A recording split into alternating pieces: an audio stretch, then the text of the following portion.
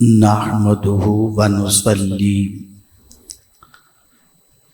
ونسلم على رسوله الكريم اما بعد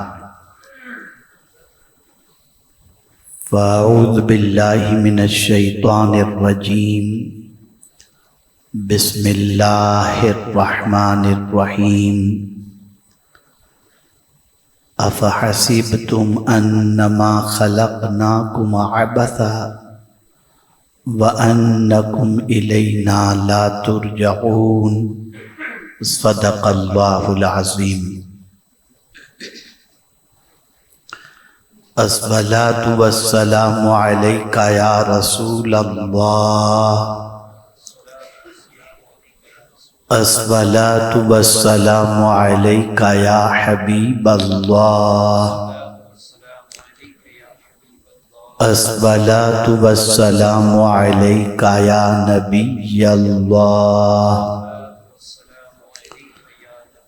الصلاة والسلام علیک یا نور اللہ، وعلی آلک و اصحابک یا حبیب اللہ، صلی اللہ تعالی علیہ وسلم۔ میرے پیارے آقا صلی اللہ تعالی علیہ وسلم کے پیارے دیوانوں، ہم اور آپ زندگی جو گزار رہے ہیں، اس زندگی میں ایک عظیم تصور جو ہمارے دل و دماغ کے اندر ہونا چاہیے، اس تصور کو ہم فراموش کر چکے۔ سب سے پہلا تصور جو ذہن میں ہونا چاہیے وہ یہ ہے کہ ہم اس دنیا میں پرماننٹ رہنے کے لیے نہیں آئے، ہم یہاں آئے ہیں تو ہمیں جانا بھی ضرور ہے۔ کوئی بھی ہو، غریب ہو، امیر ہو، بادشاہ وقت ہو، عالم ہو، یہاں تک کہ انبیاء کرام علیہم السلام ہوں، صحابہ ہوں، تابعین ہوں، یہ دنیا کسی کے لیے پرماننٹ جگہ نہیں ہے۔ یہاں سے ہم کو ایک نہ ایک دن کچھ کرنا ہے، اور یہ جانے والا تصور جو ہے اس دنیا سے، یہ آج انسانوں کی زندگی سے اوجھل ہو گیا۔ اور قرآن مقدس میں اللہ عز و جل نے اس تصور کو جگہ جگہ پر ابھارا ہے، بلکہ جب کسی انسان کا انتقال ہوتا ہے اور کانوں تک خبر پہنچتی ہے کہ فلاں مسلمان کا انتقال ہوا، تو بے ساختہ ہماری زبان سے جو کلمہ نکلتا ہے وہ یہی ہے، انا للہ و انا الیہ راجعون۔ لیکن ہم اس کے معنی کی طرف توجہ نہیں دیتے۔ اس کا مطلب ہوتا ہے ہم اللہ کے لیے ہیں اور لوٹ کر ہم کو اسی کی طرف جانا ہے۔ کہتے بہت ساری چیزیں ہیں ہم اپنی زبان سے، لیکن اس کے معنی تک ہماری توجہ نہیں ہوتی اور اس کے مطلب تک ہماری توجہ نہیں ہوتی۔ ایک بڑی عظیم آیت اللہ عز و جل نے اس سلسلے میں اپنی کتاب میں نازل فرمائی، جس میں انسان کے ضمیر کو اس نے جھنجھوڑا اور ڈائریکٹ اپیل انسان کے دماغ سے اللہ نے کیا۔ اس لیے کہ ہر چیز میں انسان دماغ دوڑاتا ہے، کاروبار میں دماغ دوڑاتا ہے، اور بہت ساری چیزوں میں دماغ دوڑاتا ہے۔ تو اللہ نے ڈائریکٹ انسان کے دماغ ہی کو جھنجھوڑا اور فرمایا، افحسبتم انما خلقناکم عبثا، کیا تم نے یہ گمان کر لیا ہے کہ ہم نے تمہیں بیکار پیدا کیا ہے؟ کیا تم نے یہ گمان کر لیا ہے کہ ہم نے تمہیں بیکار پیدا کیا ہے اور یہ کہ تم ہماری طرف لوٹائے نہیں جاؤ گے؟ اب میں ایک سوال آپ سے پوچھنا چاہتا ہوں. پہلی چیز اس میں بتائی گئی کہ کیا تم نے یہ گمان کر لیا کہ ہم نے تمہیں بیکار پیدا کیا؟ تو پتہ چلا کسی کام کے لیے اس نے پیدا کیا ہے، بیکار ہمیں پیدا نہیں کیا. یہاں سے یہ بات واضح طور پر سمجھ میں آ گئی کہ ہمارے دل و دماغ میں وہ مقصد ہونا چاہیے جس مقصد کے لیے اللہ نے ہم کو پیدا کیا.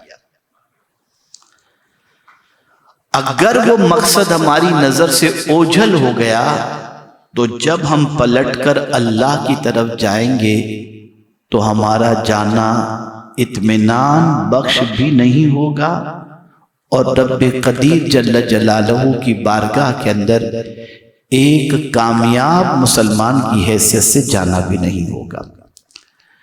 میرے پیارے آقا صلی اللہ تعالی علیہ وسلم کے پیارے دیوانوں، آخر اس طرف توجہ کیوں دلائی جا رہی ہے کہ لوٹ کر اللہ کی طرف جانا ہے؟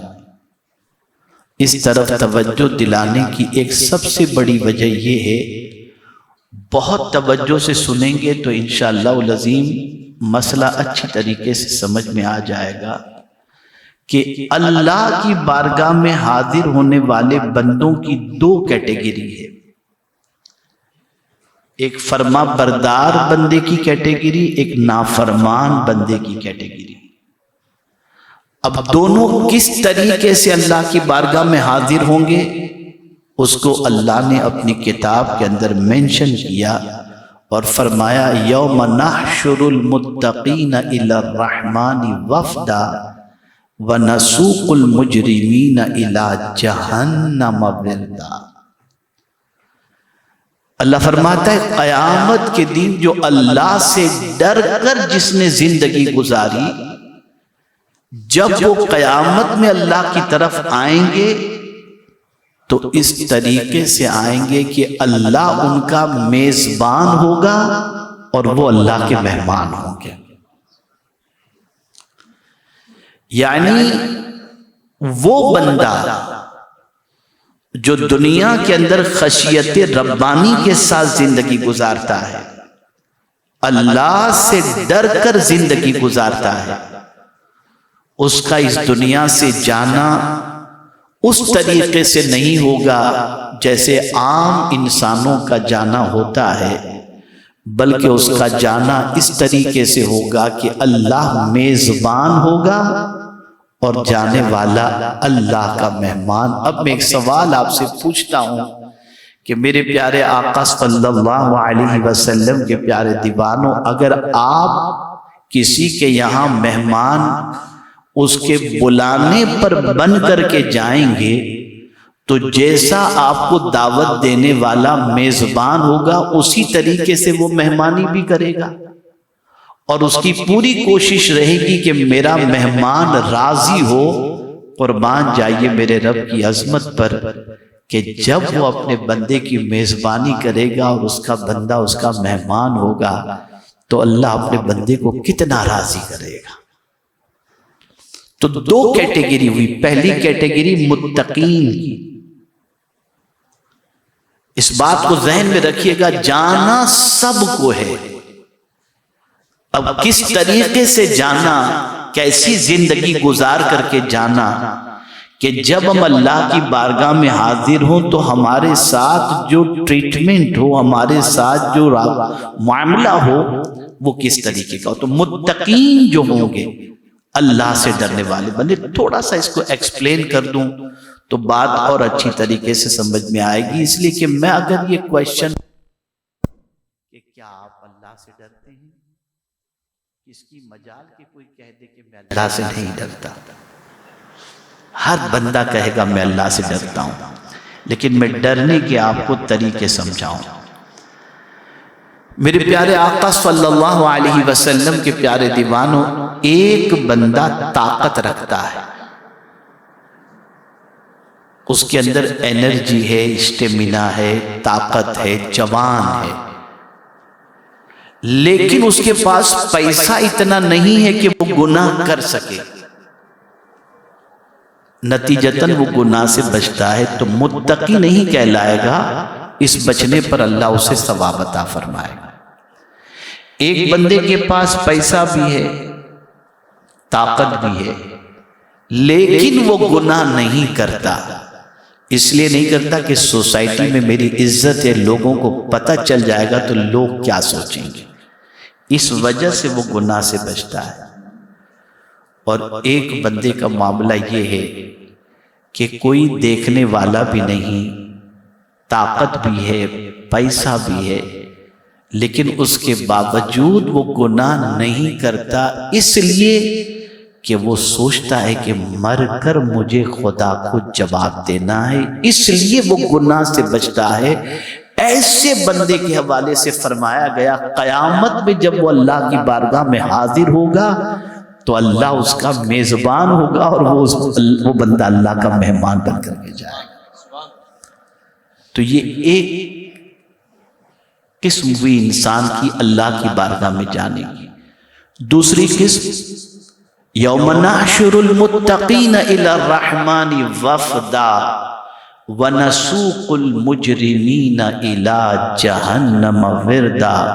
اللہ عز و جل فرماتا ہے جو دنیا میں متقی بن کر کے نہیں، مجرم بن کر، اللہ کا نافرمان بن کر، اللہ کے ارشاد کا مذاق اڑانے والا بن کر، اللہ کے ارشاد کے خلاف زندگی گزارنے والا بن کر اگر اس نے زندگی گزاری تو جانا تو ہے ہی، لیکن یہ بندہ جب اللہ کی بارگاہ میں حاضر ہوگا تو اس کے جانے کی سچویشن یہ ہوگی وَنَسُوقُ الْمُجْرِمِينَ إِلَىٰ جَهَنَّمَ وِرْدًا، کہ ان کو گھسیٹ کر کے جہنم کی طرف لے جایا جائے۔ یہ دو اللہ کی بارگاہ میں جانے کے طریقے ہوئے۔ اب ایک انسان کو اللہ عز و جل نے پاور دیا ہے کہ تو چاہ تو متقی بن کر زندگی گزار اور تو چاہ تو مجرم بن کر کے زندگی گزار۔ میرے پیارے آقا صلی اللہ علیہ وسلم کے پیارے دیوانوں، یہی وجہ ہے کہ جن لوگوں کے پاس دین کا شعور زیادہ ہوتا ہے اور جن لوگوں کی صحبت اللہ والوں کے ساتھ ہوتی ہے، وہ ہمیشہ اپنے وجود کو گناہوں سے بچانے کی کوشش کرتے ہیں، گناہ سے خود بھی بچنے کی کوشش کرتے ہیں، کہ اس لیے کہ وہ جانتے ہیں کہ اللہ کی بارگاہ میں جانا ہے اور جانے کے دو طریقے ہیں، یا تو متقی بن کر کے جائیں یا مجرم بن کر کے جائیں۔ میرے پیارے آقا صلی اللہ تعالی علیہ وسلم کے پیارے دیوانوں، اب آج کے اس ماڈرن دور کے اندر انسان ارے یار یہ مرنے کے بعد کیا پھر اٹھائے جائیں گے، کیا یہ ایسا ہوگا، یہ سوالات آج جنم لے رہے ہیں اور آدمی سوچتا ہے۔ تو اس کے حوالے سے میں آپ کے سامنے انشاءاللہ العظیم شرعی دلیل آپ کے سامنے پیش کروں گا تاکہ یہ چیز بھی سمجھ میں آ جائے کہ مرنے کے بعد ہم اٹھائے جائیں، قیامت ڈیفینٹ قائم ہوگی، آخرت پر یقین رکھنا چاہیے۔ سب سے پہلے یہ بتا دوں ایمانیات کسے کہتے ہیں، یاد رکھے کسی ایک چیز کا بھی آدمی انکار یا شک کرے وہ ایمان سے نکل جاتا ہے۔ وہ کتنی چیزیں؟ آمنت باللہ وملائکتہ وکتبہ ورسلہ والیوم الآخر والقدر خیرہ وشرہ من اللہ تعالی والبعث بعد الموت۔ یہ 6 ارکان ہیں ایمان کے۔ پہلی چیز اللہ پر ایمان لانا، وہ ہے ہمیشہ سے ہے اور ہمیشہ رہے گا۔ دوسری چیز فرشتوں پر ایمان لانا کہ یہ اللہ کی مخلوق ہے، نوری مخلوق ہے، اور یہ ہے ہمیں نظر آئے یا نہ آئے، اگر ہم نے فرشتوں کے وجود کا انکار کیا تو ہم 1000 اللہ کو ماننے کا دعویٰ کریں ہم مومن نہیں ہو سکتے۔ تو آمنت باللہ وملائکتہ۔ اب تیسری چیز وکتبہ، اور اللہ کی جتنی بھی کتابیں ہیں ان ساری کتابوں پر ایمان لانا کہ یہ اللہ عز و جل کی کتابیں ہیں، اگر اس میں سے کسی ایک کتاب کا بھی انسان، آسمانی کتاب میں سے کسی ایک کتاب کا بھی انسان انکار کرے وہ مومن نہیں ہو سکتا۔ آمنت باللہ و ملائکتہ و کتبہ و رسلہ، جتنے بھی رسول تشریف لائے سارے رسولوں پر ایمان لانا ضروری ہے۔ اگر آپ نے کسی ایک رسول کا بھی انکار کیا تو ایمان سے خارج ہو جائیں گے۔ آمنت باللہ و ملائکتہ و کتبہ و رسلہ والیوم الآخر، قیامت کے دن پر، آخرت کے دن پر یقین رکھنا ہے کہ وہ آئے گا۔ اگر کسی نے آخرت کا انکار کیا، یوم آخرت کا، وہ مومن نہیں ہو سکتا۔ سب بھلے مانے، وہ اگر مانے کہ اللہ، کتاب، رسول، میں سب پر ایمان لاتا ہوں، لیکن یہ آخرت کی بات سمجھ میں نہیں آتی، معاذ اللہ اگر کوئی کہے تو اس کا کلمہ پڑھنا کسی اعتبار سے معتبر نہیں۔ وَالْقَدْرِ خَيْرِهِ وَشَرِّهِ اللہ تعالی، اور تقدیر میں جو کچھ بھی اچھائی یا برائی اللہ کی طرف سے لکھی ہوئی ہے میں اس پر ایمان لاتا ہوں۔ اب یہاں ایک چیز میں آپ کو سمجھا دوں، بہت سارے کہتے ہیں میری تقدیر میں لکھا، ہم جو کرنے والے تھے اسے اللہ نے اپنے علم سے جان لیا، اس وجہ سے وہی لکھا جو ہم کرنے والے تھے۔ جیسے ہوتا ہے نا، آپ کو ہم کو پتہ نہیں چلتا کہ کل سائیکلون آنے والا ہے یا نہیں، لیکن جن کے پاس نالج ہوتا ہے وہ آگاہ کر دیتے ہیں کہ کل اتنے بجے سائیکلون آنے والا ہے۔ تو اللہ کا علم سب سے بڑھ کر کے ہے، اس نے اپنے علم سے دیکھ لیا کہ جس بندے کو میں پیدا کرنے والا ہوں وہ بندہ کرے گا کیا، تو جو وہ کرنے والا تھا اللہ نے پہلے ہی سے تقدیر میں لکھ دیا۔ اب وہ اچھا کرنے والا تھا یا برا اللہ جانتا ہے، اس کے علم میں یہ بات ہے۔ اور آخری چیز، والبعث بعد الموت، مرنے کے بعد اٹھایا جانا، یہ بھی یقین اور ایمان اس پر بھی ہونا چاہیے۔ اس میں سے کسی ایک چیز کا بھی انسان انکار کرے وہ مومن نہیں ہو سکتا۔ اب سوال یہ پیدا ہوتا ہے کہ یہ آخرت ہے کیوں قائم کی جائے، قیامت کی آخرت کا دن کیوں ہے؟ ایک آدمی کے ذہن میں سوال اٹھتا ہے کہ بھئی یہ کیوں ہے، اور اس کو قرآن نے مینشن کیا۔ اللہ عز و جل ارشاد فرماتا ہے لِيَجْزِيَ الَّذِينَ أَسَاءُوا بِمَا عَمِلُوا وَيَجْزِيَ الَّذِينَ أَحْسَنُوا بِالْحُسْنَى، تاکہ برے کام والوں کو ان کی سزا دے اور نیکی کرنے والوں کو اچھی سزا دے۔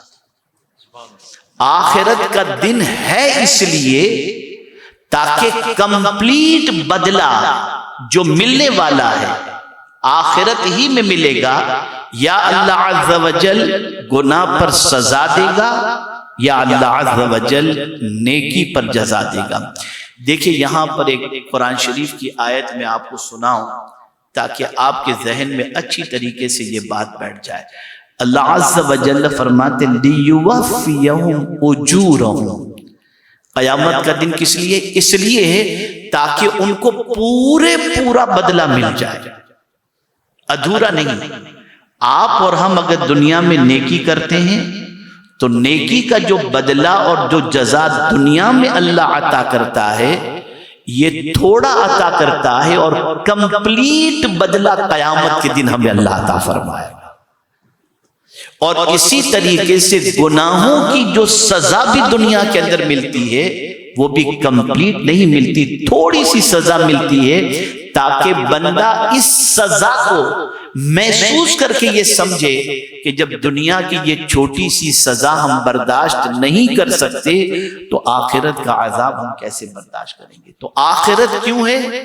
تاکہ انسان کو نیکی کا بدلہ پورا مل جائے اور گناہ کی سزا پوری مل جائے۔ میرے پیارے آقا صلی اللہ علیہ وسلم کے پیارے دیوانوں، اسی طریقے سے اللہ عز و جل ارشاد فرماتے ہیں، یہ ایک بہت بڑا ڈاؤٹ میں کلیئر کر رہا ہوں کہ آج کے دور کے اندر مسلمانوں کے ذہن میں ایک چیز ہے کہ ہم کلمہ پڑھنے والے اتنے پریشان کیوں، اور جو کلمہ نہیں پڑھتے ان کی زندگی بڑے مزے میں گزرتی ہے۔ اس کا جواب قرآن دے رہا ہے۔ ام نجعل الذین آمنوا وعملوا الصالحات کالمفسدین فی الارض ام نجعل المتقین کالفجار، کیا ہم ایمان والوں اور نیکی کرنے والوں کو زمین میں فساد کرنے والوں کی طرح کر دیں گے، یا ہم پرہیزگاروں کو بدکاروں جیسا کر دیں گے؟ یعنی پرہیزگار اور بدکار دونوں سملر تو نہیں ہو سکتے نا۔ تو قیامت کیوں ہے؟ اس لیے تاکہ وہ لوگ جو متقی ہیں، دیکھیں ایک چیز یہ ہوتی ہے دنیا میں بہت سارے نیکی کرنے والے بندے پوری زندگی ٹینشن میں ان کی گزر جاتی ہے، اور بہت سارے گناہ کرنے والے بڑے مزے سے زندگی گزارتے ہیں۔ قیامت اس لیے ہے تاکہ اللہ عز و جل اپنا انصاف اس وقت ظاہر فرما دے کہ سب سے صحیح زندگی دنیا کی نہیں ہے، اصل زندگی تو آخرت کی ہے، اور تمہیں دنیا میں بھیجا ہی اس لیے گیا تھا کہ تم نیکی کرو، تاکہ جب تم پلٹ کر میری بارگاہ میں حاضر ہوگے تو تمہاری نیکی کا تمہیں بھرپور بدلہ دیا جائے گا۔ میرے پیارے آقا صلی اللہ تعالی علیہ وسلم کے پیارے دیوانوں، یہی وجہ ہے کہ صحابہ کرام علیہم الرضوان ہمیشہ پیش نظر آخرت رکھتے۔ ایک بہت اچھی کہانی کے ذریعے میں آپ کو آخرت سمجھا دوں۔ ایک اچھی کہانی کے ذریعے، ایک بزرگ تھے، ایک محلے میں رہتے تھے۔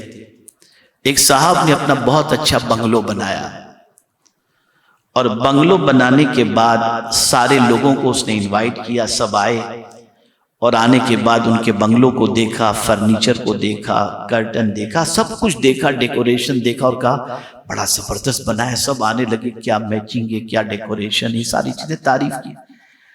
اس نے بزرگ کو بھی بلایا، وہ بزرگ تشریف لائے، اور انہوں نے آنے کے بعد اس کا بنگلو دیکھا، اور یوں دیکھا تھوڑی دیر، اور بولے بیٹا اب میں جاؤں؟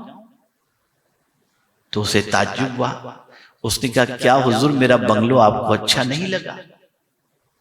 تو انہوں نے جواب میں فرمایا بیٹا جو اس بنگلو میں رہے گا وہ مر جائے گا۔ تو بیپاری تھا، پڑھا لکھا تھا، تو اس نے برجستہ سوال کیا کہ حضور کیا کوئی ایسا بھی گھر ہے جہاں آدمی نہ مرے؟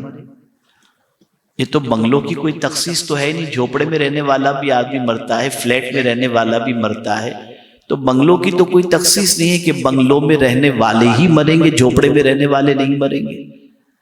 کیا کوئی ایسا بھی گھر ہے جہاں انسان نہیں مرے گا؟ تو فرماتے بیٹا میں چاہتا تھا کہ تو یہ سوال کر اور میں تجھے جواب دوں۔ ارشاد فرماتے ہاں بیٹا، ایک گھر ایسا ہے جہاں موت ہے ہی نہیں۔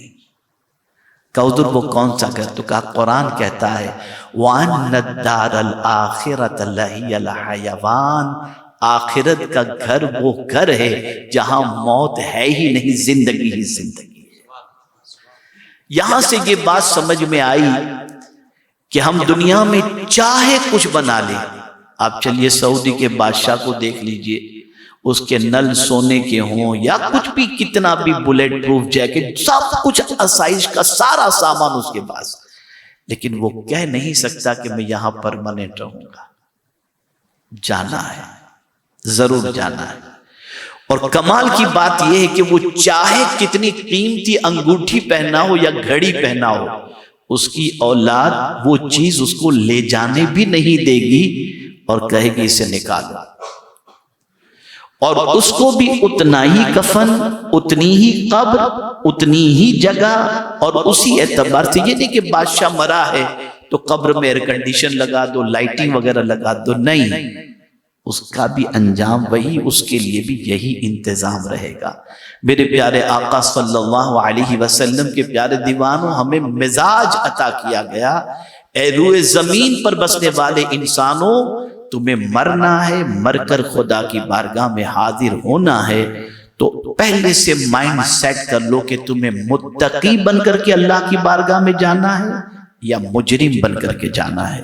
میرے پیارے آقا صلی اللہ تعالی علیہ وسلم کے پیارے دیوانوں، جب یہ آخرت کا تصور کسی انسان کے ذہن میں بیٹھ جائے اور سوالات اور جوابات اللہ کی بارگاہ میں جو ہوں گے اس کا تصور بیٹھ جائے، تو اس کی زندگی کا اٹھنے والا ہر قدم گناہ سے بچ کر اور نیکی کی طرف اٹھتا ہوا دکھائی دے گا۔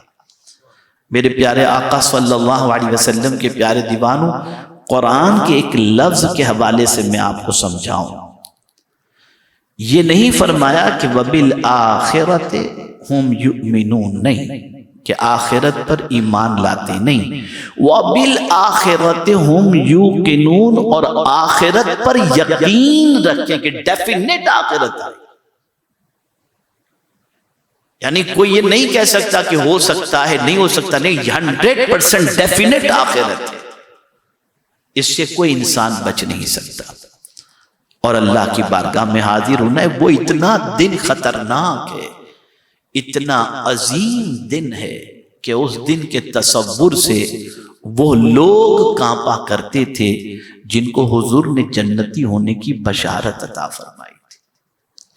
سرکار صلی اللہ علیہ وسلم نے جن کو ڈکلیئر کر دیا تھا کہ یہ جنتی ہیں، اور خود حضور صلی اللہ علیہ وسلم آخرت کے حوالے سے کیا ارشاد فرماتے ہیں؟ آقا کریم صلی اللہ علیہ وسلم فرماتے ہیں کہ سورہ ہود نے مجھے بوڑھا کر دیا۔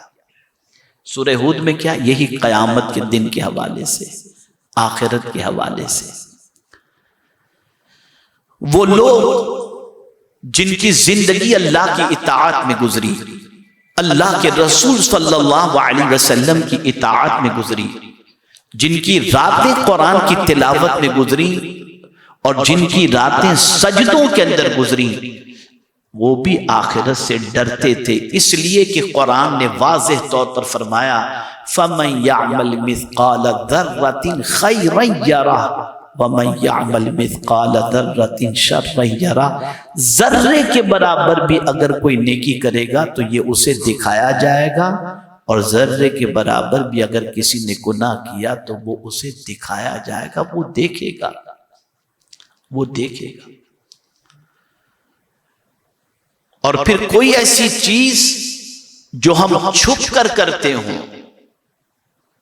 یا مجمع میں کرتے ہوں، یا دوستوں کے ساتھ کرتے ہوں، کوئی ایسی چیز نہیں جس کا ریکارڈ نہ ہوتا ہو، بلکہ قرآن کہتا ہے ما یلفظ من قول الا لدیہ رقیب عتید، ایک لفظ بھی جو ہماری زبان سے نکلتا ہے اللہ کے مقرر فرشتے اس کو بھی نوٹ کر لیتے ہیں۔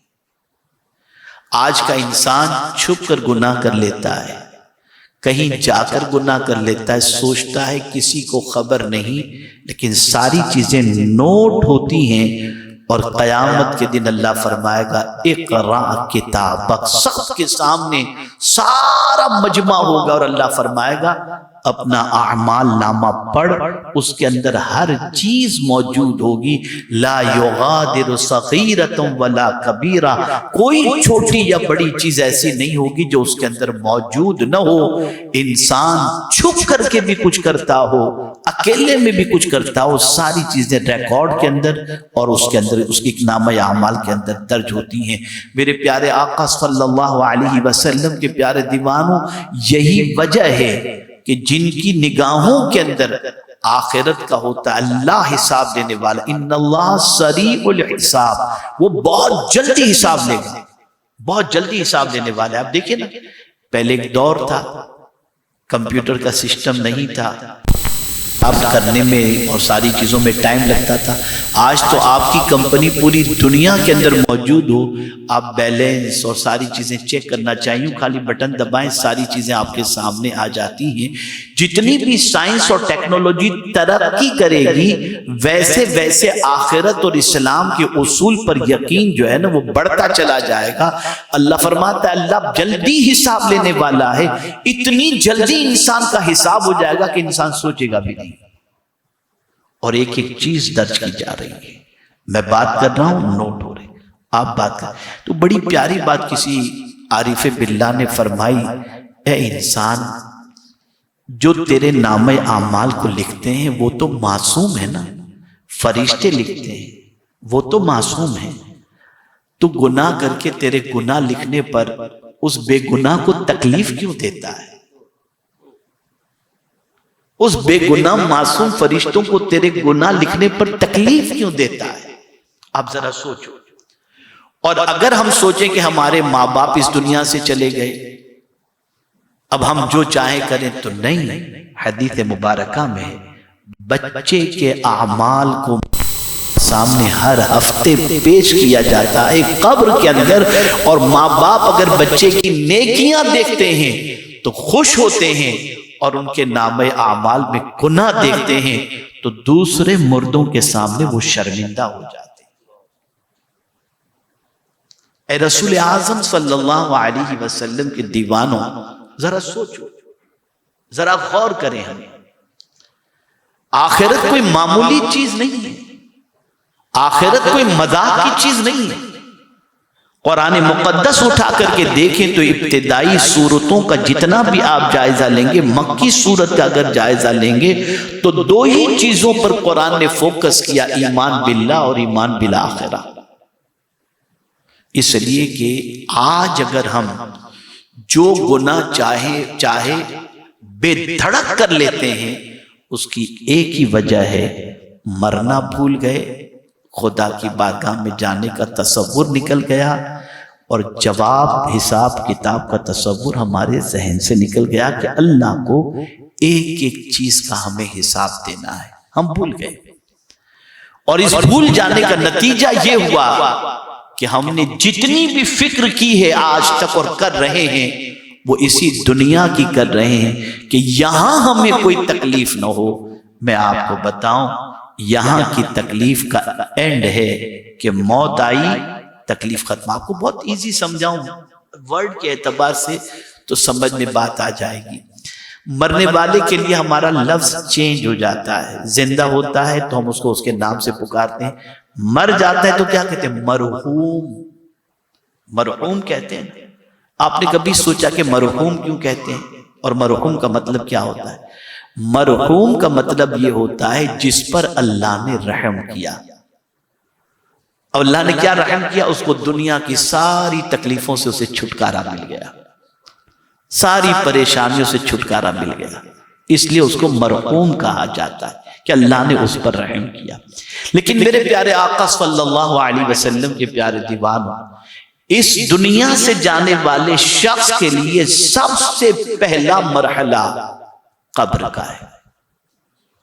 اور آپ جانتے ہیں قبر سے پہلے اور موت سے پہلے کا ایک مرحلہ ہے جسم سے روح کا نکلنا. ہم سمجھتے ہیں بس روح نکل گئی، نہیں، یہ روح نکلتی نہیں ہے. آقا کریم صلی اللہ علیہ وسلم نے ارشاد فرمایا، کسی پر 360 تلوار کے وار کیے جائیں تو اتنی تکلیف نہیں ہوتی جتنی جسم سے روح نکلتے وقت تکلیف ہوتی. بلکہ ایک حدیث میں تو یہاں تک آیا کہ اگر کسی کانٹے والے درخت کے اوپر کپڑا ڈال دیا جائے اور پھر کپڑے کو کھینچا جائے تو پورا کپڑا تار تار ہو جاتا ہے، ہر جگہ سے اس کو نکالنے میں بڑی تکلیف ہوتی ہے. فرمایا گیا روح کے نکلنے میں بھی اتنی ہی تکلیف ہوتی ہے. اسی لیے خود حضور صلی اللہ علیہ وسلم دعا کیا کرتے تھے، اللہم ہون علی سکرات الموت، اے اللہ موت کی تکلیف مجھ پر آسان فرما دے. یہ پیغمبر رحمت صلی اللہ علیہ وسلم، میرے پیارے آقا صلی اللہ تعالی علیہ وسلم کے پیارے دیوانوں، عرض کرنے کا منشا یہ کہ ادھر انسان کی جسم سے روح نکلی، اسے قبر کے سپرد کر دیا گیا. اب فرمایا گیا قبر دبوچتی ہے، دباتی ہے قبر. صحابہ نے عرض کیا یا رسول اللہ صلی اللہ تعالی علیہ وسلم، کیا ہر ایک کو قبر دبائے گی، نیک بندے کو بھی اور گنہگار کو بھی؟ سرکار نے فرمایا ہاں، گنہگار کو بھی قبر دبائے گی اور نیک کو بھی. گنہگار کو جب دبائے گی، فساق و فجاروں کفار کو جب دبائے گی تو ان کی دائیں جانب کی پسلیاں بائیں جانب اور بائیں جانب کی پسلیاں دائیں جانب ہو جائیں گی. لیکن نیک بندے کو جب یہ قبر دبائے گی تو اس طرح دبائے گی جیسے ماں اپنے بچے کو گود میں دباتی ہے. اسی لیے سرکار صلی اللہ علیہ وسلم نے فرمایا قبر جنت کے باغوں میں سے ایک باغ ہے یا دوزخ کے گڑھوں میں سے ایک گڑھا ہے۔ میرے پیارے آقا صلی اللہ علیہ وسلم کے پیارے دیوانوں، ایک چبھتی ہوئی بات عرض کرتا ہوں۔ بڑا وفادار ہے میرا بیٹا، بڑا خیال رکھتا ہے میرا بیٹا، بڑا خیال رکھتا ہے میرا بھائی، بڑا خیال رکھتا ہے میرا دوست، کہ جب انتقال ہوتا ہے نا، آپ دیکھیں گے، پریکٹیکل دلا رہا ہوں، آپ کی توجہ جائے گی، بیٹا ہو، دوست ہو یا بھائی ہو، جب جنازہ اٹھایا جاتا ہے نا تو میکزیمم 10 قدم وہ چلتا ہے، پھر فوراً کاندھا بدل دیتا ہے، بھائی تم ذرا اٹھا لو۔ سوال یہ پیدا ہوتا ہے 10 قدم ہی بس؟ قبر تک کوئی لے کر نہیں جاتا، ایک آدمی قبر تک کاندھا دیتا ہو آپ کو نہیں ملے گا، 10 قدم ہی کے اندر کاندھا بدل دیتا ہے۔ یہ اس مرنے والے انسان کی پوزیشن ہوتی ہے۔ میرے پیارے آقا صلی اللہ علیہ وسلم کے پیارے دیوانوں، تو آخرت کے بارے میں یقین رکھنا ہے کہ وہ آ کر کے رہے گی، اس سے کوئی انسان بچ نہیں سکتا۔ میرے پیارے آقا صلی اللہ علیہ وسلم کے پیارے دیوانوں، کچھ لوگوں کو جو شک ہوتا ہے آخرت کے بارے میں، تو قرآن نے کہا وَيَسْتَنْبِئُونَكَ أَحَقٌ قُلْ اِي وَرَبِّي إِنَّهُ لَحَقٌ وَمَا أَنْتُمْ بِمُعْجِزِينَ۔ بہت غور سے سنیے اور توجہ دیں۔ سرکار صلی اللہ علیہ وسلم سے لوگ پوچھتے تھے، تو پوچھنے والے نے حضور سے پوچھا تو پروردگار جل جلالہ نے فرمایا، اور تم سے پوچھتے ہیں کہ کیا وہ حق ہے، یعنی قیامت واقع ہوگی، آخرت آئے گی؟ تو سرکار صلی اللہ علیہ وسلم سے رب قدیر جل جلالہ نے فرمایا، قل، تم فرماؤ، ای وربی انہ لحق، ہاں میرے رب کی قسم بے شک وہ ضرور حق ہے، اور تم کچھ تھکا نہ سکو گے، کس کو؟ اللہ کو۔ یعنی قیامت قائم کرنا یہ اللہ عز و جل کے دست قدرت میں ہے، اس کو کوئی نہیں تھکا سکے گا۔ قیامت کہاں قائم ہوگی میں آپ کو جگہ بھی بتا دوں، ملک شام میں قیامت قائم ہوگی، اور جب حضرت اسرافیل علیہ السلام سور پھونکیں گے تو سب ختم ہو جائے گا، کوئی چیز نہیں رہے گی، کوئی چیز باقی نہیں رہے گی، سب ختم۔ اور پھر قیامت جس زمین پر قائم ہوگی ملک شام کی، وہ زمین بالکل چٹیل ہوگی، ایک دم پلین زمین ہوگی، نہ پہاڑ، نہ اوپر، نہ نیچے، نہ درخت، کوئی چیز نہیں، ایک دم پلین۔ اور پوزیشن یہ ہوگی کہ سورج سوا نیزے پر ہوگا، اور آدمی اپنے پسینے میں ڈبکیاں لگا رہا ہوگا، اتنی گرمی، اور بدن پر کپڑا بھی نہیں ہوگا۔ اور اس وقت سچویشن کیا ہوگی؟ جن کے حساب ہو رہے ہوں گے، جن کے حساب باقی ہوں گے، وہ قیامت کی گرمی کی وجہ سے تمنا کریں گے کہ میرا بیٹا جہنم میں چلا جائے تو ٹھیک ہے، لیکن مجھے اللہ جنت میں ڈال دے۔ یہ قیامت کی سچویشن کوئی کسی کا نہیں ہوگا۔ واضح طور پر اللہ عز و جل نے قرآن مقدس میں ارشاد فرمایا، جس کو اللہ عز و جل واضح طور پر، میرے پیارے آقا صلی اللہ علیہ وسلم کے پیارے دیوانوں، اللہ عز و جل ارشاد فرماتا ہے، یوم یفر المرء من اخی، قربان جائیے اس کے ارشاد پر، قیامت کے دن بھائی بھائی سے بھاگ رہا ہوگا، یعنی دیکھے گا تو بھاگ جائے گا۔ یوم یفر من اخیہ وصاحبتہ وبنیہ، اور اس کا دوست بھی اس سے بھاگے گا اور بیٹا بھی بھاگے گا۔ نہ بیوی شوہر کے کام آئے گی، نہ شوہر بیوی کے کام آئے گا، نہ بھائی بھائی کے کام آئے گا، بھاگیں گے ایک دوسرے سے، پہچانیں گے نہیں کسی کو۔ اب ایک واقعہ میں آپ کے سامنے، حضرت اسماعیل حقی رحمت اللہ تعالی علیہ، انہوں نے جو تفسیر روح البیان کے اندر نقل کیا ہے، میں آپ کے سامنے پیش کرتا ہوں۔ حضرت کعب رضی اللہ تعالیٰ عنہ فرماتے ہیں، قیامت کے دن ایک ماں کا حساب ہوگا، اور جب ماں کا حساب ہوگا تو نیکی اور گناہ دونوں اکول ہوں گے۔ اس چیز کو بھی ذہن میں رکھیں، قیامت میں ایک معاملہ ایسا بھی ہے جس کو کہتے ہیں مقام، جس کو اعراف کہتے ہیں۔ یہ مقام اعراف کیا ہے؟ جس میں نیکی اور گناہ دونوں اکول ہوں، دونوں برابر برابر، تو یہ مقام اعراف ہے۔ تو اس کے نیکی اور گناہ دونوں اکول ہوں گے۔ اللہ فرمائے گا تو جنت میں جانا چاہتی ہے؟ وہ عرض کرے گی ہاں۔ اللہ ارشاد فرمائے گا کہیں سے کسی کے پاس سے ایک نیکی لے کر کے آ، میں تجھے جنت میں داخل کر دوں گا۔ ماں حضرت کعب جلیل القدر صحابی ہیں، ارشاد فرماتے ہیں کہ ماں میدان محشر کے اندر اپنے بیٹے کی تلاش میں نکلے گی، وہ بیٹا جو ماں کے سر میں درد بھی نہیں دیکھ سکتا تھا اور رائے کے دانے کے برابر بھی تکلیف نہیں دیکھ سکتا تھا، ماں تلاش میں نکلے گی اور اتنے بڑے مجمع کے اندر اسے اس کا بیٹا مل بھی جائے گا اور اس کا حساب بھی نہیں ہوا ہوگا۔ ماں اپنے بیٹے سے کہے گی میرے بیٹے ایک نیکی دے دے، تیری ماں کی بخشش ہو جائے گی۔ بیٹا جواب میں عرض کرے گا ماں آج کے دن میں تیری کوئی مدد نہیں کر سکتا، کوئی مدد نہیں کر سکتا۔ ماں کہے گی میرے بیٹے میں نے 9 مہینے تک تجھے اپنے پیٹ میں اٹھائے رکھا، ایک نیکی دے دے۔ بیٹا کہے گا ماں آج کے دن میں تیری کوئی مدد نہیں کر سکتا۔ ماں کہے گی میرے بیٹے میں نے 2 سال تک تجھے دودھ پلایا تھا، ایک نیکی دے دے تیری ماں جنت میں چلی جائے گی۔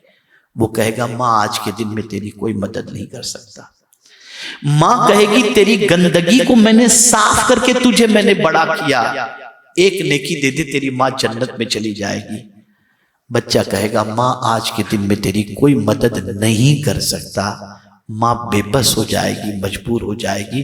حضرت کعب رضی اللہ تعالیٰ عنہ فرماتے ہیں بہت پتے کی بات، وہ لوگ جو اپنی اولاد کے لیے جائز ناجائز حلال حرام کا خیال نہیں کرتے، انہیں اس بات کو ذہن میں رکھنا چاہیے کہ یہ اولاد قیامت میں کام نہیں آئے گی،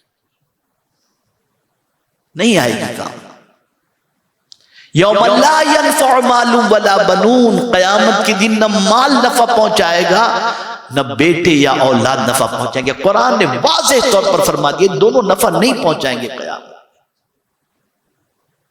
آپ ذرا سوچو، جو چیز یقینی ہے، جو چیز ڈیفینیٹ ہے، اور ہم میں کا کوئی یہاں پرماننٹ رہنے کے لیے نہیں آیا، ہم اس دنیا کے جھمیلے میں اتنے گم ہو گئے کہ ہمارے دل و دماغ کے اندر صرف دنیا دنیا اور دنیا۔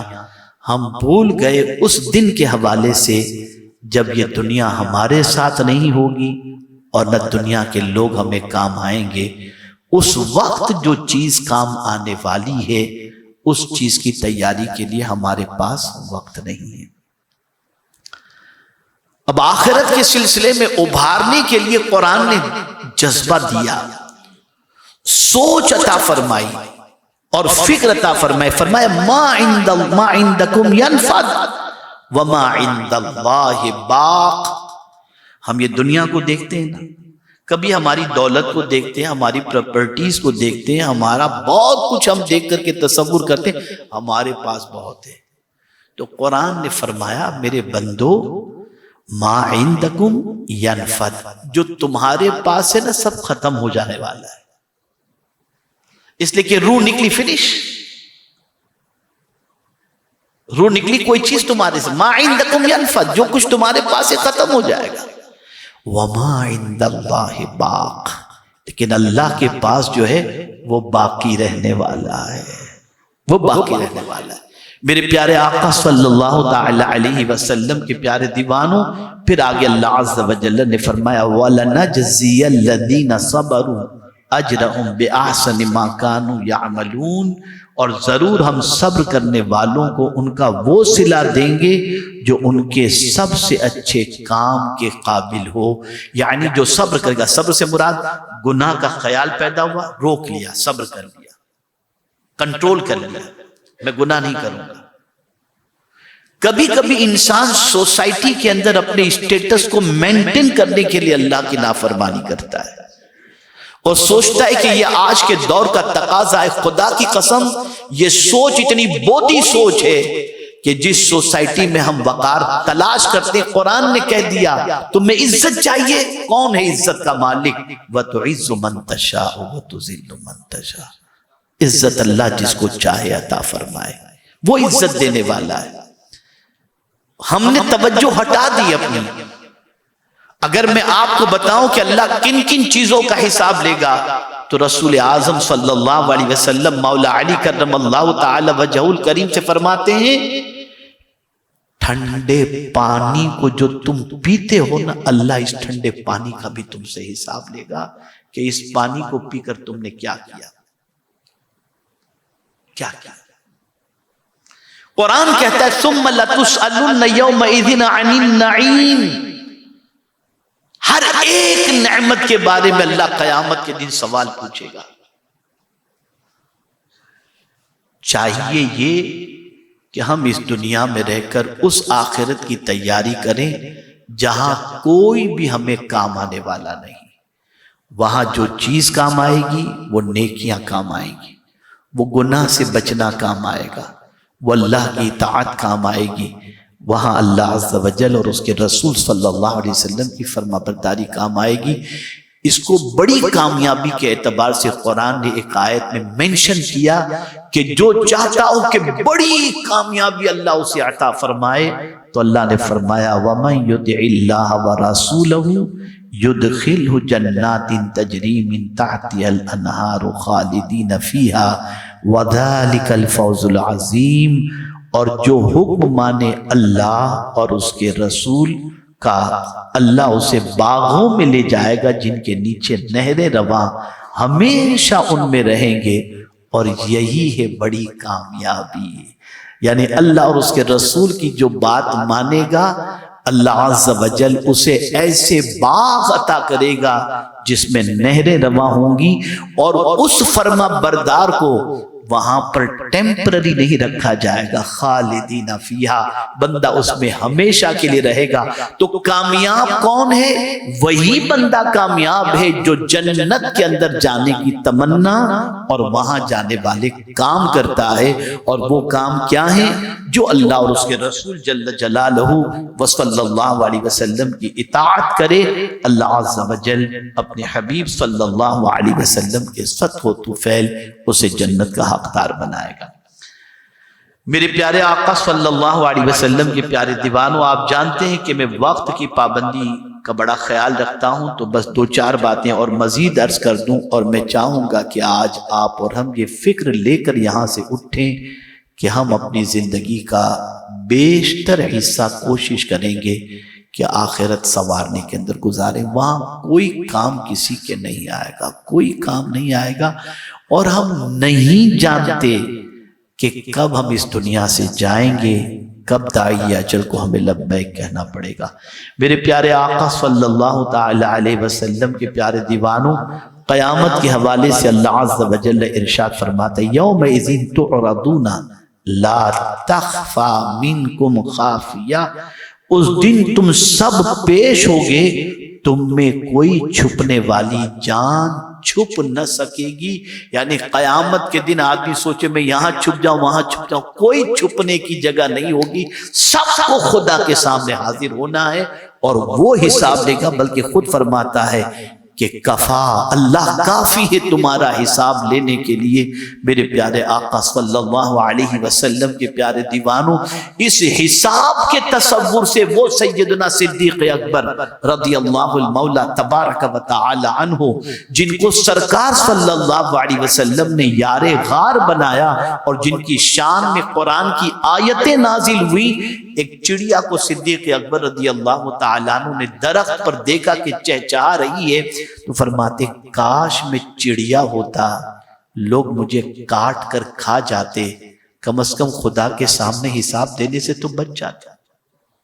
یہ وہ کہہ رہے ہیں جن کو اللہ نے جنتی، اللہ کے رسول صلی اللہ علیہ وسلم نے جنتی ڈکلیئر کیا۔ آخرت کوئی مذاق نہیں ہے، آخرت کوئی ایزی چیز نہیں ہے، آخرت کا تصور بہت ضروری ہے اور وہاں کی تیاری بے پناہ ضروری ہے۔ میرے پیارے آقا صلی اللہ علیہ وسلم کے پیارے دیوانوں، میں آپ کو اس عمل کے حوالے سے بتاؤں جو عمل آپ کو ہم کو آخرت یاد دلائے، آخرت یاد دلائے۔ وہ کون سے اعمال ہیں جسے ہم کریں تو ہمیں آخرت یاد آئے؟ تو حضرت ابو سعید خدری رضی اللہ تعالیٰ عنہ سے مروی ہے، فرماتے ہیں کہ نبی اکرم صلی اللہ علیہ وسلم نے فرمایا بیماروں کی عیادت کرو اور جنازوں پر جاؤ، اس سے تمہاری آخرت کی یاد تازہ ہوگی۔ پلیز مائنڈ مت کیجیے گا، ہم تو اب لوگ کہتے ہیں آرٹیفیشل انٹیلیجنس کا دور ہے، تو میں کہتا ہوں یار انٹیلیجنس ہی آرٹیفیشل تھوڑی ہے، اب تو سب چیز آرٹیفیشل ہو گئی، مسکراہٹ بھی آرٹیفیشل ہو گئی، بیماروں کی عیادت بھی آرٹیفیشل ہو گئی، جنازے میں شرکت بھی آرٹیفیشل ہو گئی۔ نہیں جاؤں گا تو لوگ کیا سوچیں گے، وہ کیا سوچے گا۔ اب تو صرف اوریجنل موت رہ گئی ہے، باقی ساری چیزیں آرٹیفیشل ہو گئی۔ اب ذرا سوچو، ذرا غور کرو۔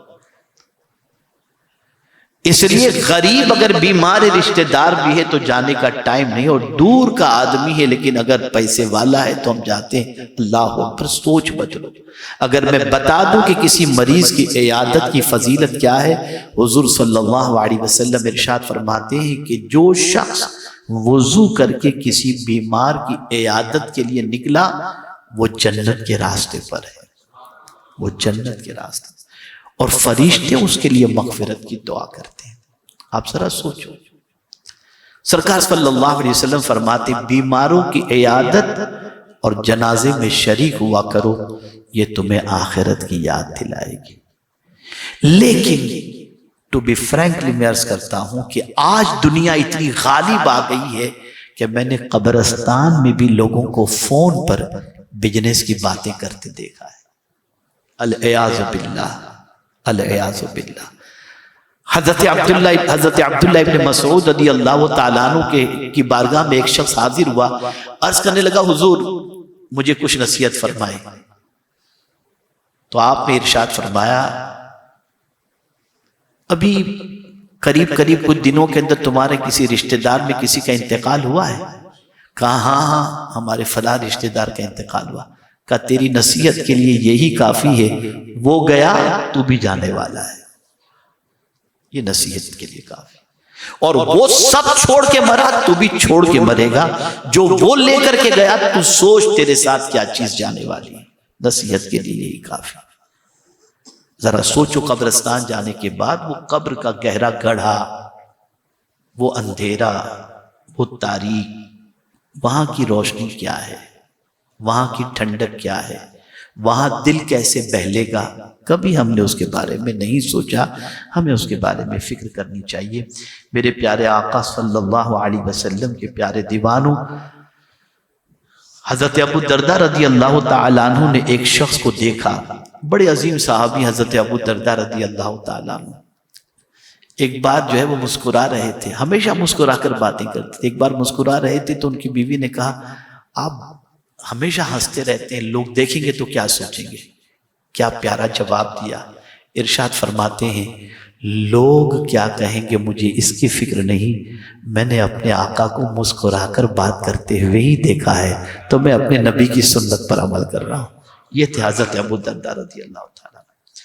حضرت ابو درداء رضی اللہ تعالیٰ عنہ نے ایک شخص کو دیکھا، وہ لوگوں سے پوچھ رہا ہے من ھذا، یعنی ایک جنازہ تھا، لوگوں سے پوچھ رہے کون مر گیا، کون ہے؟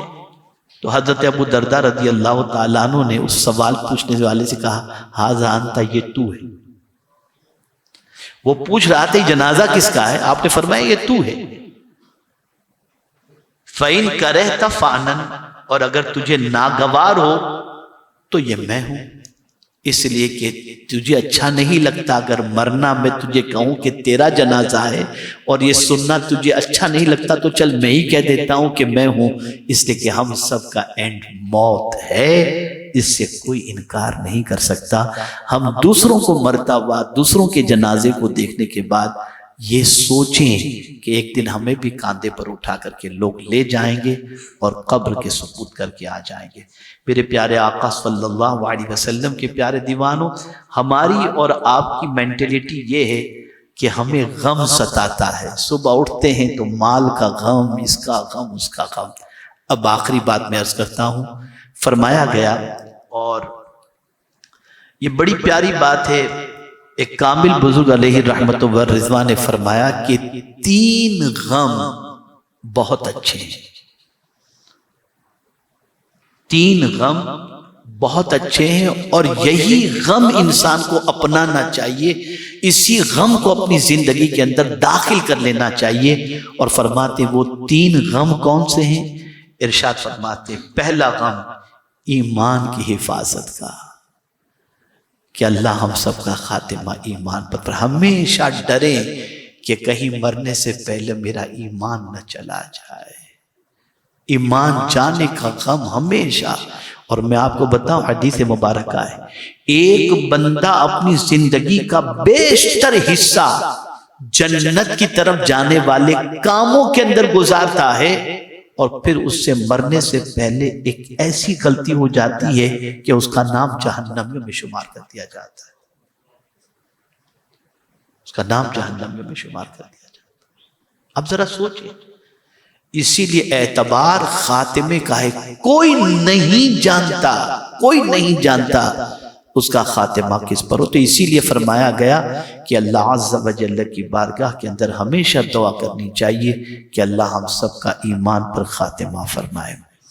تو پہلا غم ہمیشہ اپنی زندگی میں شامل کر لیں کہ اللہ عز و جل ایمان ہی پر رکھے، ایمان پر خاتمہ فرمائے، بس ایمان نہ جائے، یہ غم ہمارے ذہن میں۔ آدمی سب سے بڑا مالدار وہ ہے جس کے پاس ایمان کی دولت ہے۔ اب دوسرا غم کون سا ہے؟ دوسری چیز یہ ہے کہ احکام الہی کا غم، کہ اللہ نے جو حکم ہمیں عطا فرمایا ہے اس حکم کو بجا لائیں، اس کے حکم کے خلاف مجھ سے کوئی کام نہ ہو جس سے میرا مولا مجھ سے ناراض ہو جائے۔ یہ غم انسان کو اپنی زندگی میں اپنانا چاہیے۔ اور تیسرا غم جو ہے وہ یہ ہے کہ اہل خصومت یعنی حقدار قیامت کے دن مجھ سے چمٹ کر اپنا حق نہ مانگیں، یہ غم ہمیشہ پیش نظر رہے کہ کسی کا حق ہم سے نہ مارا گیا ہو، کہ قیامت کے دن حقدار ہم سے چمٹ کر اپنا غم مانگ لے، اپنا حق مانگ لے، اور ہم قیامت کے دن جو کچھ دنیا میں نیکیاں کیے ہوں گے وہ سارا وہ حقدار ہماری نیکیاں لے جائے گا اور ہمارے پاس کچھ نہ ہوگا۔ تو اے اللہ عز و جل کے حق کا بھی خیال کریں، اللہ کے بندوں کا بھی حق کا خیال کریں، اور ایمان کی بھی فکر کریں۔ میرے پیارے آقا صلی اللہ علیہ وسلم کے پیارے دیوانوں، آخرت کوئی مذاق نہیں، بہت عظیم دن کا نام ہے، اور ہم سب کا ایمان ہے کہ آخرت آئے گی، قیامت کا دن قائم ہوگا، اور اس میں حساب و کتاب ہوگا، اور ایک ایک چیز کا اللہ عز و جل حساب لے گا۔ اور ایک حدیث مبارکہ میں آقا کریم صلی اللہ علیہ وسلم نے فرمایا کہ آدمی اپنی جگہ سے قیامت کے دن ہل نہ سکے گا، لا تزول قدم ابن آدم کے دونوں قدم اپنی جگہ سے ہل نہ سکیں گے، حتی یسأل عن 5، جب تک کہ 5 چیزوں کے وہ جواب نہ دے۔ ان میں سے پہلا سوال ہوگا کہ میں نے تجھے عمر دی تھی، زندگی دی تھی، بتا تو نے کس کام میں گزاری؟ ان عمرہ فیما افنا، زندگی کس کام؟ اس کی زندگی اس نے دی ہے، وہ پوچھنے کا حق رکھتا ہے، میری دی ہوئی زندگی ہے، بتا تو نے کیا کیا؟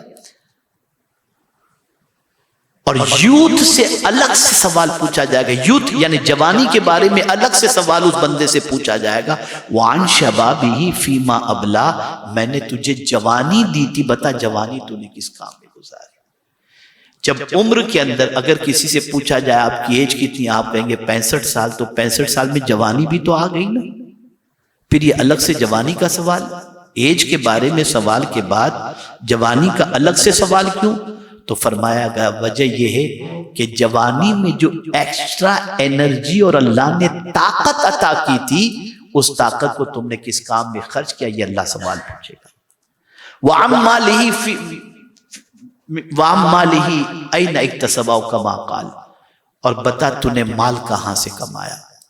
اور آدمی سوچے کہ میں نے اپنی محنت سے مال کمایا، جہاں چاہوں خرچ کروں۔ قرآن کہتے ہیں وَفِيمَا أَنْفَقَ، بتا تو نے کس کام میں خرچ کیا؟ مال تیرے پاس تھا، میرا دیا ہوا تھا، میں نے تجھے دیا تھا، تو میں تجھ سے حساب لیتا ہوں، بتا تو نے کس کام میں خرچ کیا؟ اور پھر پوچھا جائے گا جو تم جانتے تھے اس پر تم نے کتنا عمل کیا؟ یاد رکھیں اتنا آسان نہیں ہے جنت میں چلا جانا، ہم نے تو بہت سستا سمجھ لیا ہے، اور اتنا ایزی نہیں ہے آخرت سے گزر جانا، بہت ٹف ہے، بہت ٹف ہے، بہت ٹف ہے۔ ہم اس دنیا کی رنگینیوں میں اتنے گم ہو گئے کہ آخرت فراموش کر چکے ہیں، جانا بھول چکے ہیں، اور ہم نے اسی دنیا کے عیش کو کمپلیٹلی عیش تصور کیا ہے۔ یہ سب ایک دھوکہ ہے، اس کے علاوہ کوئی چیز نہیں ہے۔ اصل عیش آخرت کا عیش ہے، اصل زندگی آخرت کی زندگی ہے۔ آج کی نشست کے اندر مجھے سمجھانا یہ ہے کہ اللہ عز و جل قیامت میں جب ہمارا حساب لے تو ہم سب خود حضور صلی اللہ علیہ وسلم کے بارے میں ام المؤمنین حضرت عائشہ صدیقہ رضی اللہ تعالیٰ عنہ فرماتی ہیں کہ سرکار صلی اللہ علیہ وسلم کو میں نے دعا کرتے جب بھی دیکھا، اکثر حضور کو یہ دعا کے اندر الفاظ استعمال کرتے ہوئے دیکھا، اللہم حاسبنی حسابا یسیرا، اے اللہ میرا حساب آسان لینا۔ یہ کون کہہ رہے ہیں؟ مصطفیٰ جان رحمت صلی اللہ علیہ وسلم۔ ہمیں فکر کرنی چاہیے، ہمیں غور کرنا چاہیے۔ یاد رکھیں آج کے دور کے اندر آخرت کی طرف توجہ سے غفلت کی بنیاد پر ہم اپنی دنیا سنوارنے میں اتنے بیزی ہو گئے کہ ہم سوچتے ہیں کہ یہیں ہمیں پرماننٹ رہنا ہے۔ نہیں، میں گزارش کروں گا غم محنت ان دونوں چیزوں کے بارے میں سمجھا دوں۔ اگر ہم 80% دنیا کی فکر کرتے ہیں اور 20% آخرت کی، تو آج سے سوچ بدلو اور سوچ یہ بناؤ 80% فکر آخرت کی کریں گے اور 20% دنیا کی فکر کریں گے۔ یہ جملہ میرا ذہن میں رکھیے گا، دنیا نصیب سے مل جاتی ہے لیکن آخرت محنت سے ملتی ہے، اور ہم آخرت کو نصیب پر چھوڑ دیے۔ سرکار صلی اللہ علیہ وسلم فرماتے ہیں کہ جس طریقے سے ہر انسان کو موت آ کر کے ہی رہے گی، ایسے ہی ہر انسان کو اس کے حصے کی روزی جو اس کی تقدیر میں لکھی ہے وہ مل کر کے ہی رہے گی۔ لیکن آخرت کا معاملہ قرآن کہتا ہے وَمَنْ أَرَادَ الْآخِرَةَ وَسَعَى لَهَا سَعْيَهَا وَهُوَ مُؤْمِنٌ فَأُولَئِكَ كَانَ سَعْيُهُمْ مَشْكُورًا۔ جس نے آخرت کے لیے کوشش کی، آخرت کے لیے عبادت کرنے ہم کو بھیجا گیا کہ تم یہاں رہ کر اپنی آخرت سنوارو۔ ہم یہاں رہ کر بے وقوفوں کی طرح اسی دنیا کو سنوارنے میں لگ گئے۔ آنکھ بند ہوتی ہے تو بیٹا بھی چھوڑ دیتا ہے، بیوی بچے سب 3 دن مشکل سے روتے ہیں، بلکہ 1 دن بھی نہیں گزرتا کہ کھانے پینے میں اور آرڈر دینے میں مصروف ہو جاتے ہیں۔ کوئی تھا آیا اور چلا گیا، نہیں۔ اس لیے خاص طور پر میمن کمیونٹی کے اندر ہمارے آج سے 100 200 300 سال پیچھے آپ چلے جائیں، بڑے عقل مند تھے وہ لوگ، انہوں نے مرنے سے پہلے اپنی دولت کے لیے، دولت کے ذریعے آخرت کی تیاری سب سے زیادہ کی۔ یہ آپ محسوس کریں، اور وہ ہمیشہ علماء، فقہاء، قراء، حفاظ ان کو اپنے ساتھ رکھتے تھے۔ آج ہمیں بھی اس چیز کا خیال کرنا چاہیے، اور خاص طور پر یہ یاد رکھیں کہ ہماری قوم کی آج جو مینٹلٹی ہے وہ یہ ہے کہ ہم پیسہ دے کر فری ہو جائیں، یہ نیکی کریں گے ثواب ملے گا، لیکن یہ بات یاد رکھیں فزیکل جب تک کہ ہم خود پریکٹس نہیں کریں گے، آپ اور ہم اللہ کی بارگاہ سے بچ نہیں سکتے۔ اس لیے کہ اللہ نے فرمایا کن کن چیزوں کے بارے میں پوچھا جائے گا، ان السمع والبصر والفؤاد کل اولئک کان عنہ مسئولا، بے شک کان، آنکھ اور دل، اس کے بارے میں تم سے سوال پوچھا جائے گا۔ اور یہ وہ چیز ہے، آنکھ سے کیا دیکھا، کان سے کیا سنا، اور دل میں کس کی محبت کو جگہ دی، ان چیزوں کے بارے میں اللہ سوال پوچھے گا۔ اس لیے ہم یہ سوچیں کہ آنکھوں سے کچھ بھی کریں، تھوڑا سا چیریٹی کر دیں گے جنت مل جائے گی، اتنا ایزی نہیں ہے، یہ پوچھا جائے گا، یہ پوچھا جائے گا۔ اگر جنت اتنی ہی ایزی ہوتی تو جن کو نوجوانان جنت کا سردار حضور نے ڈکلیئر کر دیا تھا، اور دنیا جانتی تھی کہ امام حسین رضی اللہ تعالیٰ عنہ نوجوانان جنت کے سردار ہیں، تو پھر اولاد فیملی سب کو قربان کرنے کے لیے کربلا گئے کیوں اور کربلا میں جان کیوں دی؟ اس لیے کہ جنتی تو ڈکلیئر تھے. انہوں نے بتا دیا دنیا میں ہم آئے ہیں اللہ کی فرما برداری کرنے کے لیے. بھلے حضور نے مجھے نوجوانان جنت کا سردار ڈکلیئر کر دیا لیکن یزید مجھے گناہ کی طرف لے جانا چاہتا ہے، لیکن میں خدا کے فرمان کی طرف عمل کر کے اپنی آخرت کو اللہ عز و جل کی بارگاہ میں سرخ روئی کے ذریعے پیش کر سکوں. اس لیے امام حسین نے درس دیا ہزار تم پر طاقت اور ظلم مسلط کیے جائیں اللہ سے ہٹانے کے لیے تمہیں اللہ کی نافرمانی نہیں کرنی. سوچ تھوڑی سی بدلو. ہم سے آنکھ کے بارے میں، کان کے بارے میں، دل کے بارے میں، ہاتھ کے بارے میں، پیر کے بارے میں، سب کے بارے میں اللہ سوال پوچھے گا کہ اس سے ہم نے کیا کیا، اور یہ سب اللہ کی امانت ہے. اللہ عز و جل رحمت عالم صلی اللہ علیہ وسلم کے صدق و طفیل مجھے آپ کو سب کو اللہ اور اس کے رسول کے ارشادات پر عمل کی توفیق عطا فرمائے، اور ہم سب کو غم دنیا سے زیادہ غم آخرت نصیب فرمائے، اور اچھوں کی اچھی آخرت کے صدقے میں ہم سب کی آخرت کو بھی بہتر فرمائے. وما علینا الا البلاغ المبین. السلام علیکم ورحمۃ اللہ تعالی وبرکاتہ.